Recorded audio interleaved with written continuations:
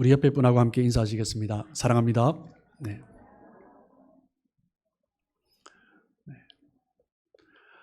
지난주 종교개혁 505주년 기념주의를 맞이하면서 우리 개혁주의 신앙의 5대 강령에 대해서 말씀드렸습니다.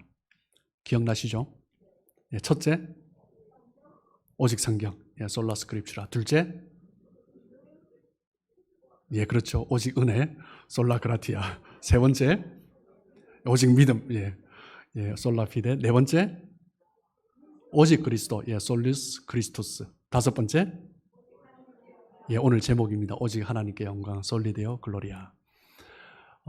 지난주 말씀드렸듯이 이 5가지 강령 중에 첫 번째가 오직 말씀, 솔라 스크립추라. 이게 뭐 때문입니까? 모든 강령의 첫 번째 안내자가 되기 때문이죠. 그래서 말씀 가운데 우리가 어떻게 서 있느냐, 그것이 가장 중요한 것입니다.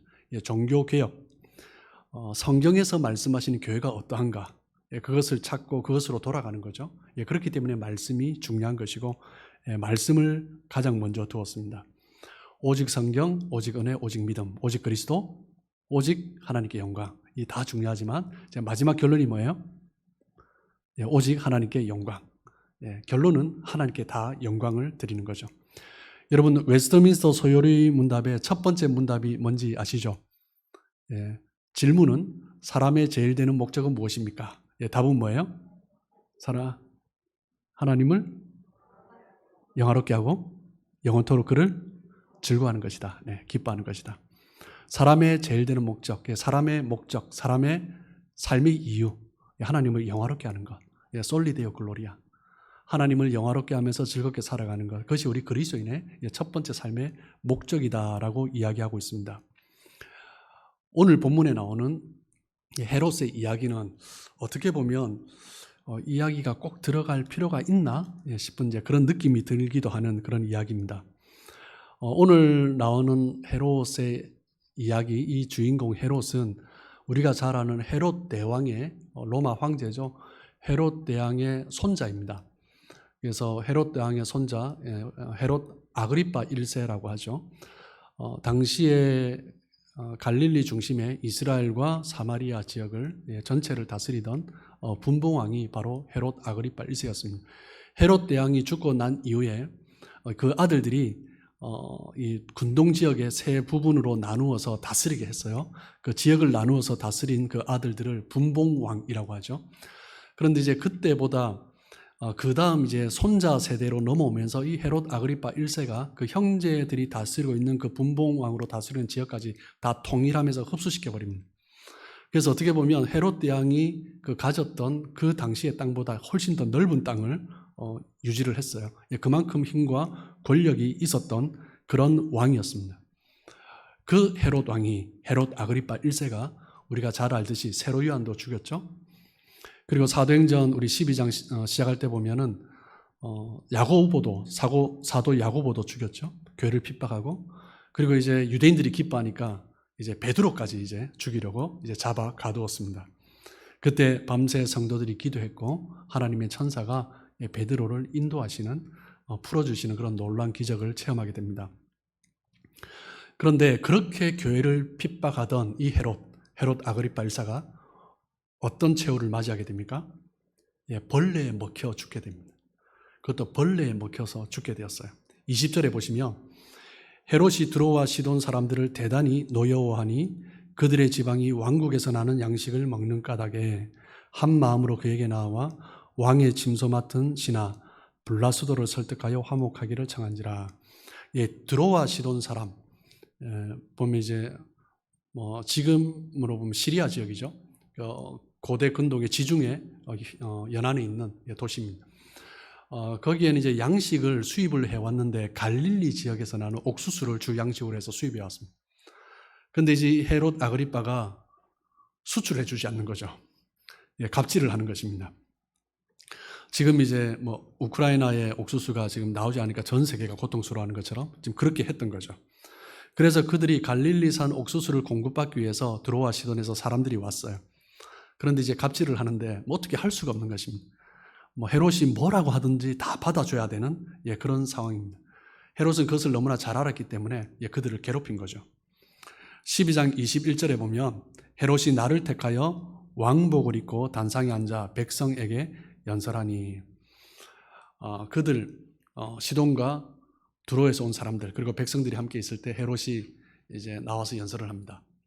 근데 왕복을 입고 단상에 앉았다라고 표현을 하고 있어요. 사도행전의 저자는 누구죠? 누가입니다. 그죠?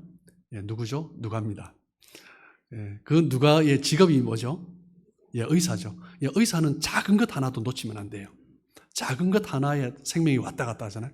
그러니까 누가는요, 복음서에서도 마태, 마가, 요한과 다르게 누가는 굉장히 디테일한 부분을, 그런데 의미가 있는 부분을 꼭 기록합니다. 그런데 오늘 본문에도 보면 나를 택하여 왕복을 입고 단상에 앉았다. 왕복과 단상이 중요하다라는 의미입니다. 당시에 헤롯 왕의 왕복은 은으로 치장한 옷이었습니다. 뭐 때문입니까?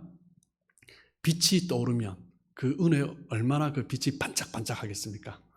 그리고 그 원형 경기장에 단상에 앉아서 연설을 한다고 생각해 보십시오. 그 당시 많은 사람들이 칙칙한 옷을 입고 있는데 혼자서 빛이 반짝반짝하는 옷을 입고 있는 거죠. 마치 독재자나 교주들이 자기를 신격화하듯이 헤롯이 그런 옷을 입고 있는 것입니다. 그러면서 연설을 시작하는 거죠. 그때 이 두로와 시돈 사람들이 그 모습을 보면 이 사람이 뭘 원하는 걸 알잖아요. 그러니까 아부를 하기 시작합니다. 22절에 보면 백성들이 크게 부르되 이것은 신의 소리요 사람의 소리가 아니라 하거늘, 두로와 시돈 사람들은 자신들이 필요한 양식을 얻기 위해서 헤롯이 딱 듣고 싶은 이야기를 해주는 거죠. 이것은 신의 소리다, 사람의 소리가 아니다. 이러니까 옷도 휘황찬란하게 신비로운 옷을 입고 있는데 신이라고 하니까 얼마나 기쁘겠습니까? 그런데 당시에 로마 제국은 아시듯이 황제 숭배 사상이 있었습니다. 황제의 자리에 그 누구도 대신해서는 안 됩니다. 당시에는 황제가 헤롯 대왕 위에 디베리우스, 다음에 가이오가 이제 황제가 되어 있는 그런 상황이었죠. 황제 가이오 외에 누구든지 신이란 소리를 들어서는 안 돼요. 그런데 이 헤롯 아그리파 1세가 가이오와 친구 관계죠. 왕인데 그래도 그 황제 밑에 있어야 되죠.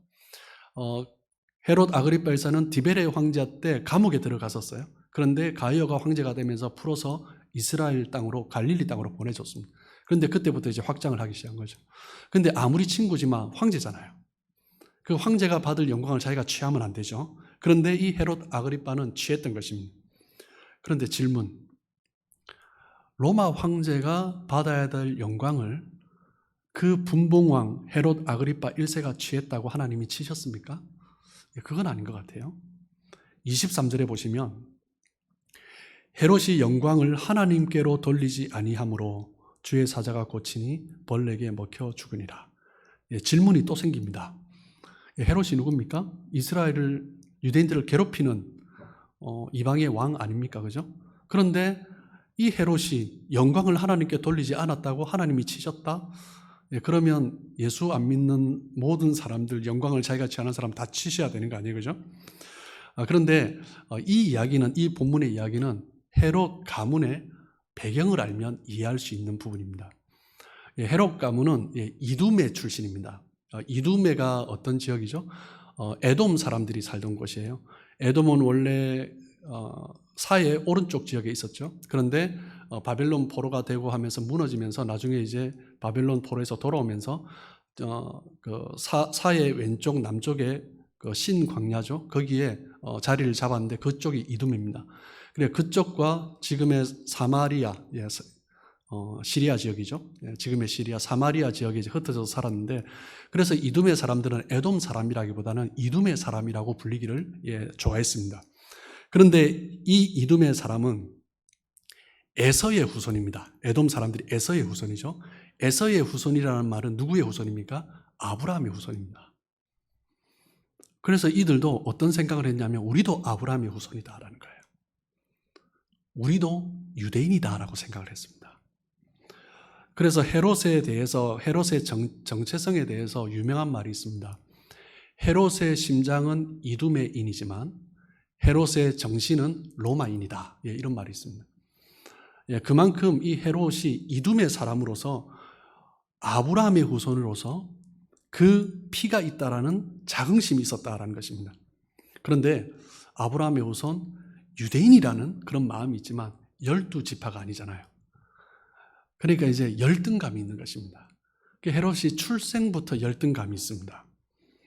이 헤롯 왕도 보시면 아시겠지만 사도행전 12장 초반에 보셔도 아시겠지만 유대인들이 기뻐하는 일을 하잖아요.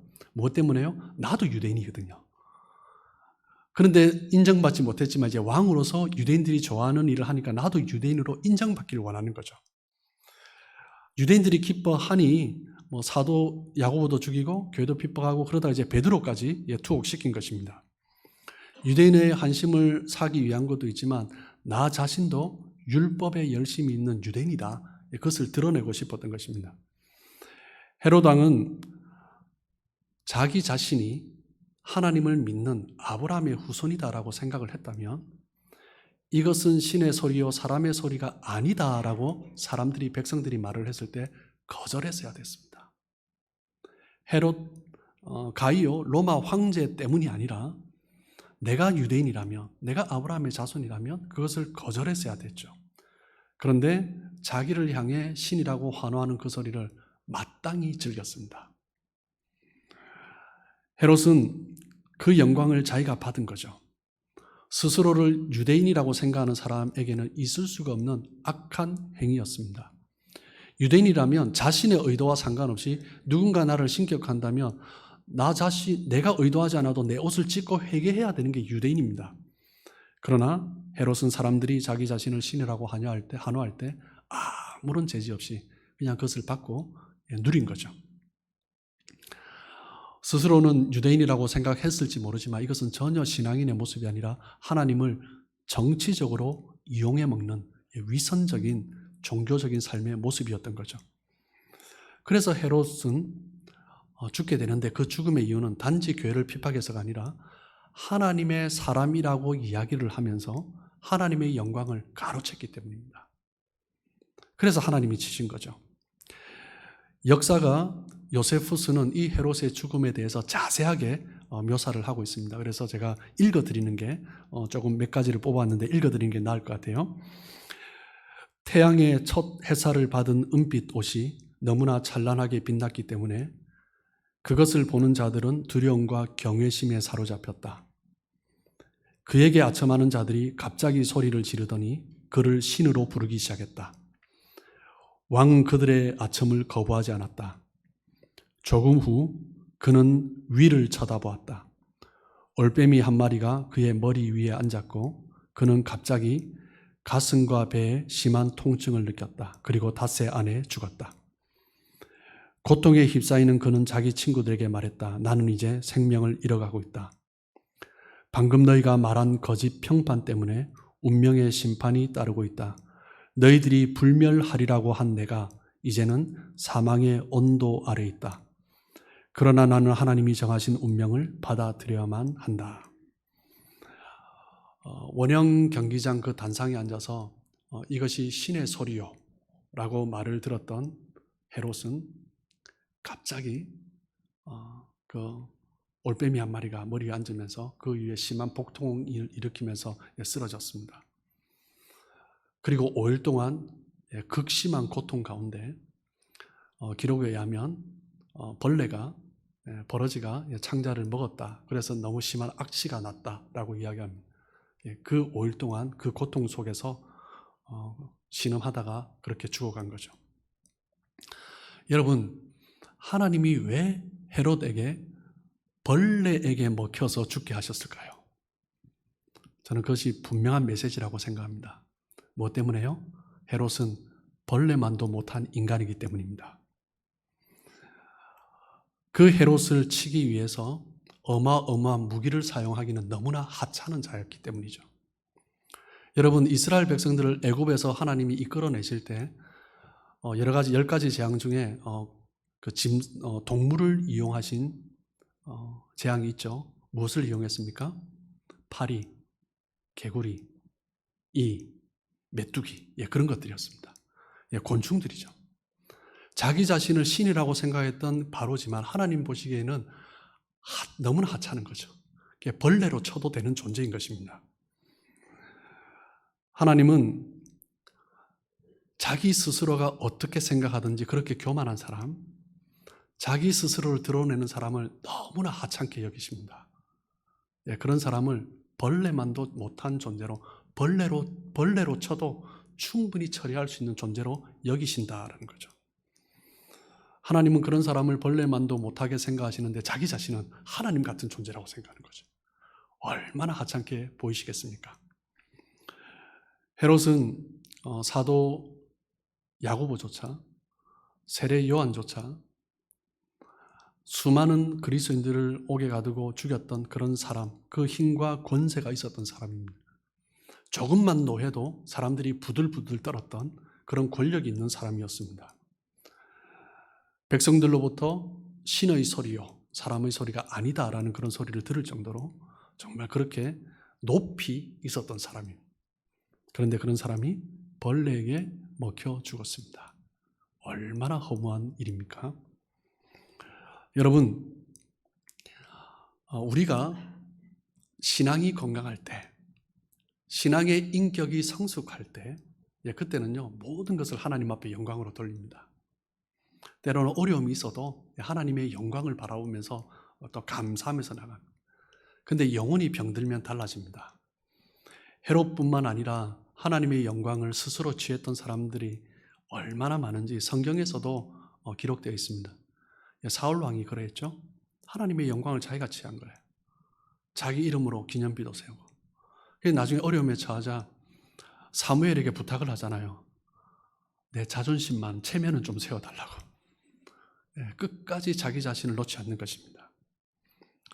아나니아와 삽비라도 하나님을 속이고 교회를 속여도 자기는 영광을 받길 원했습니다. 결국 부부 둘 다 사도들 앞에서, 교회 앞에서 죽고 말았던 거죠.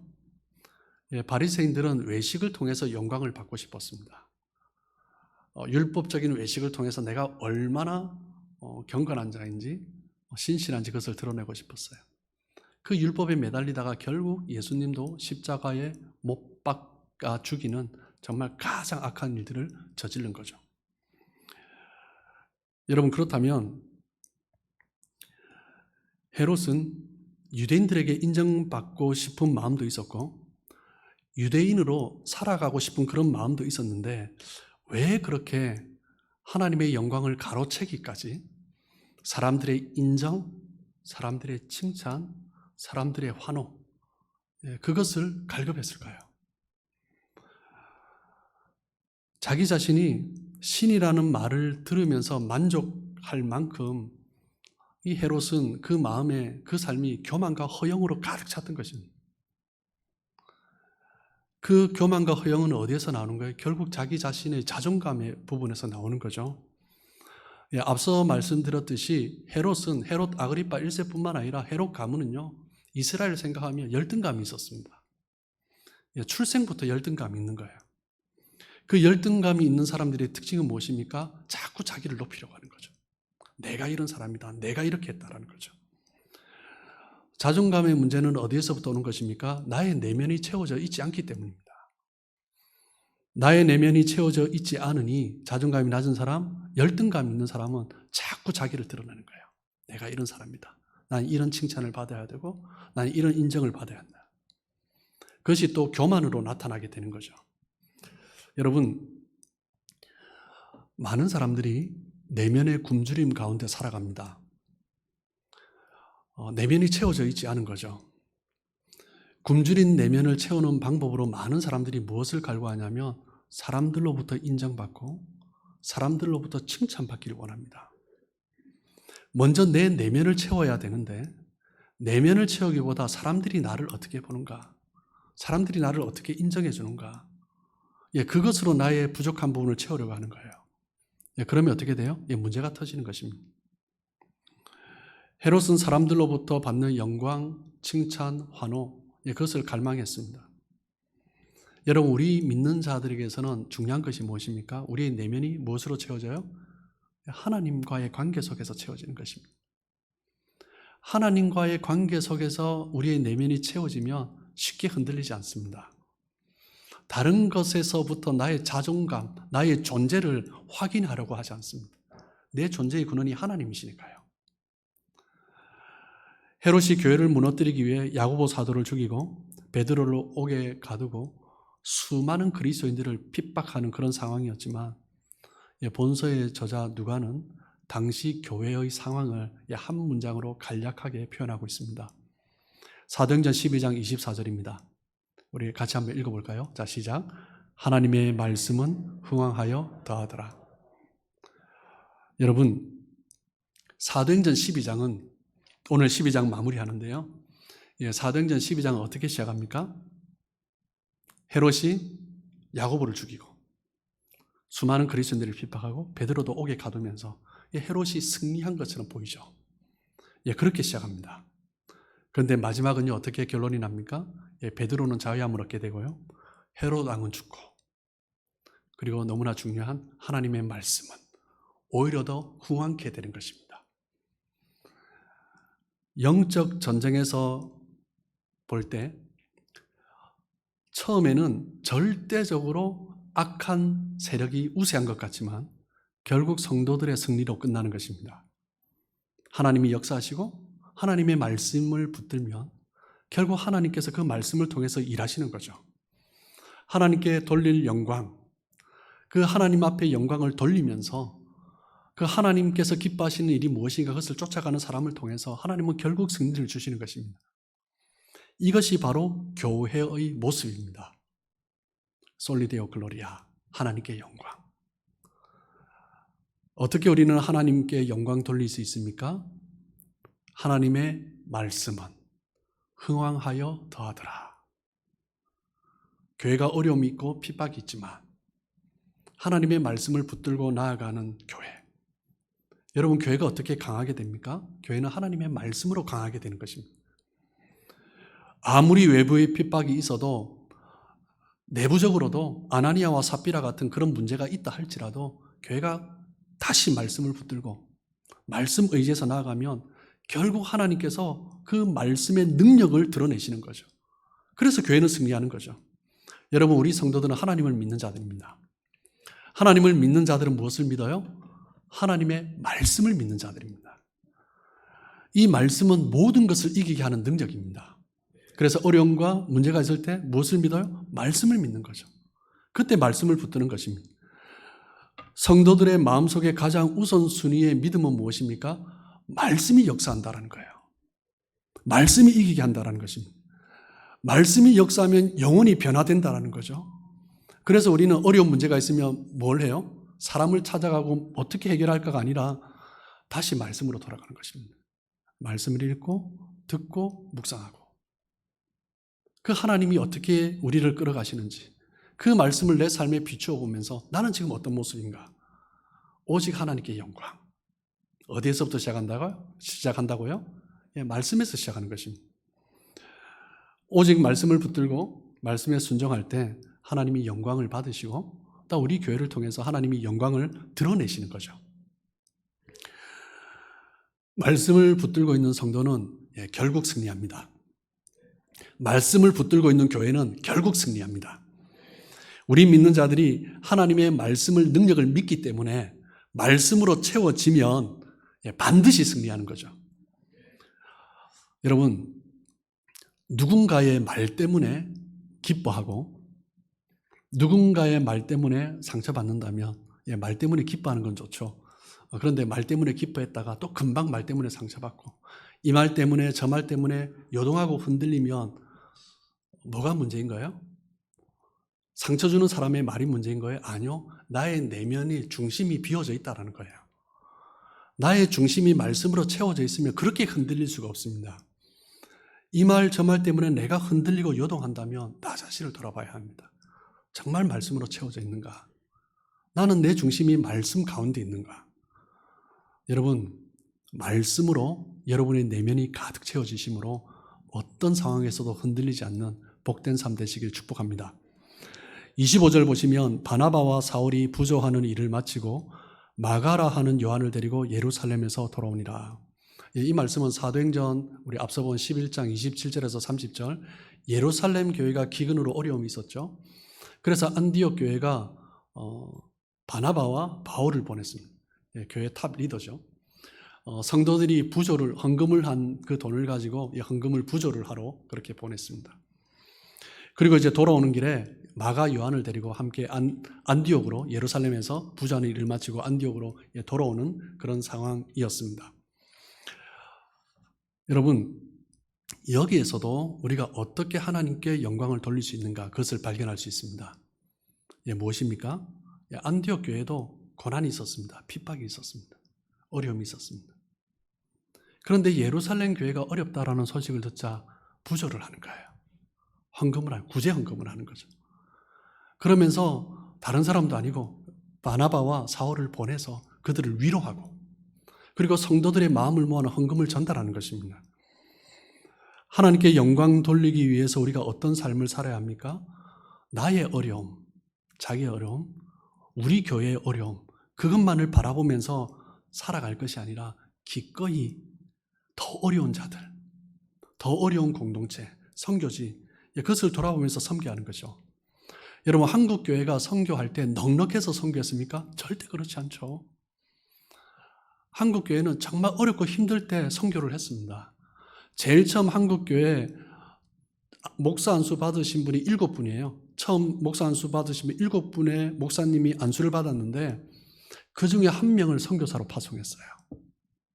교회가 넉넉했어요? 교회가 충분한 사역자들이 있고 충분히 우리가 감당할 수 있기 때문에 보낸 거예요? 아니요, 그렇지 않아요. 우리도 너무 힘들어요.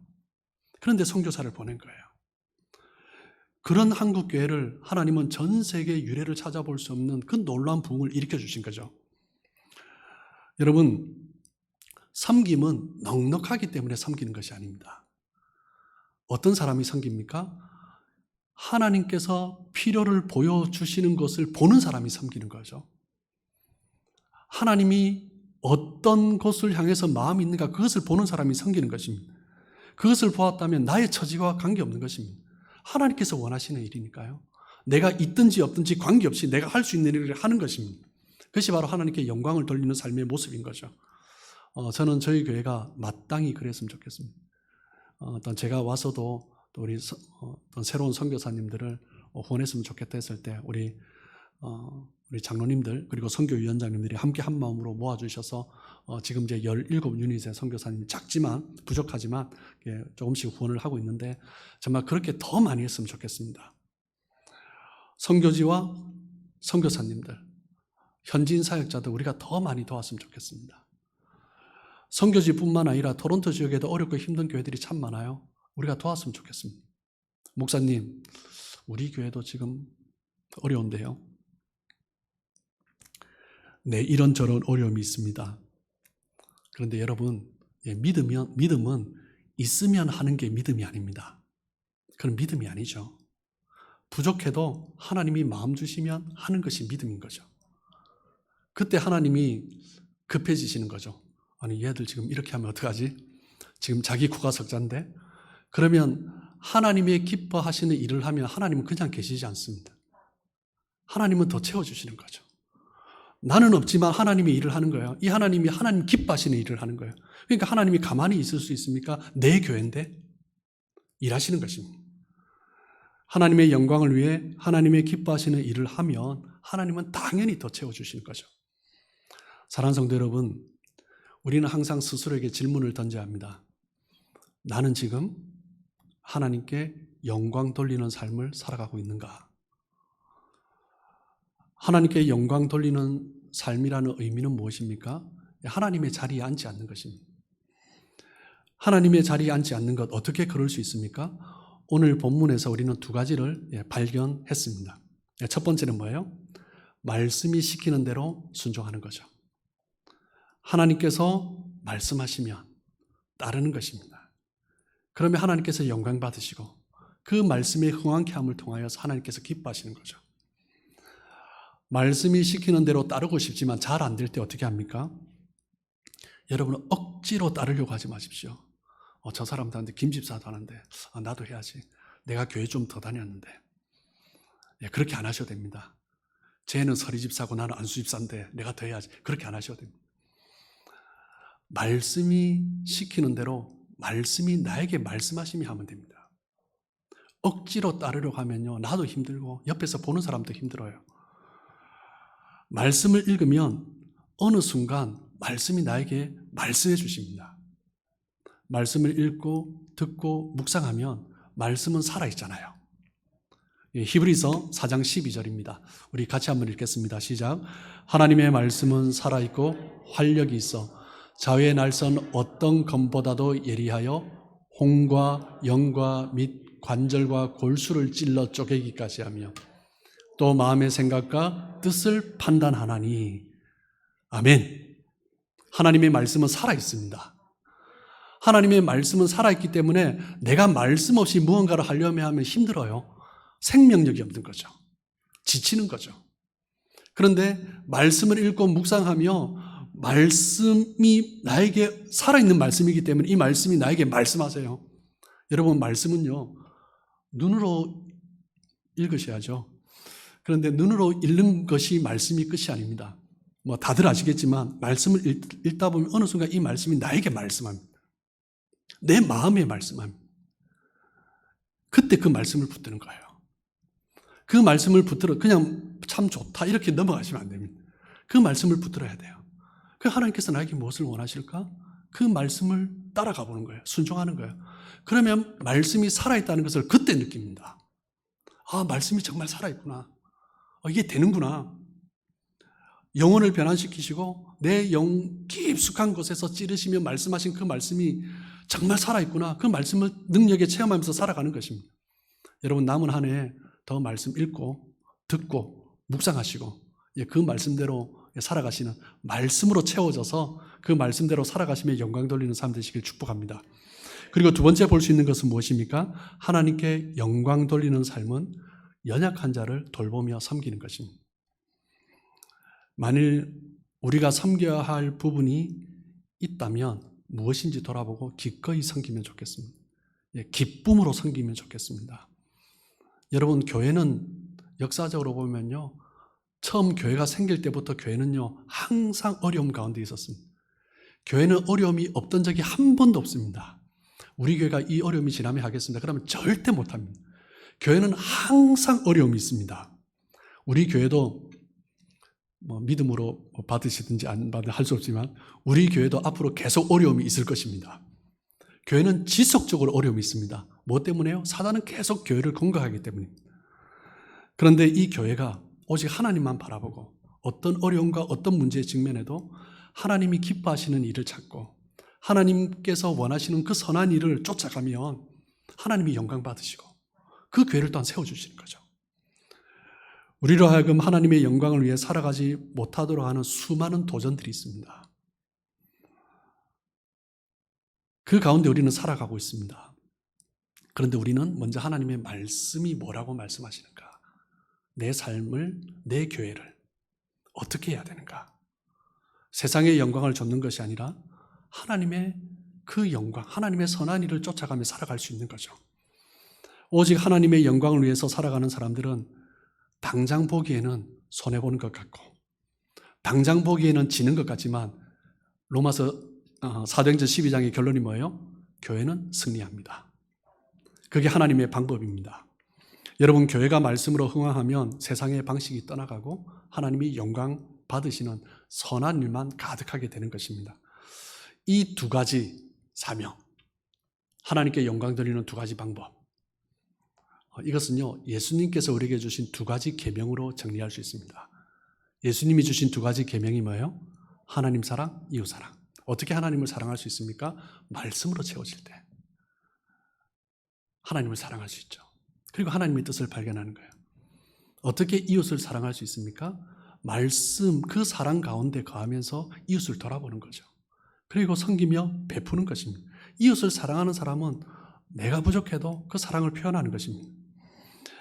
하나님께서 약속하신 승리를 믿고 하나님만 의지하심으로 말씀으로 채워주시고 그 말씀 가운데 하나님의 사랑을 충분히 누리고 정말 그 사랑을 베풀고 나눔으로 하나님이 책임져 주시고 하나님께서 더욱더 흥왕케 하시고 넘치게 하시는 그 은혜를 체험하는 여러 성도님들, 여러분의 삶, 가정, 그리고 저희 교회 될 것을 간절히 소망하고 축복합니다.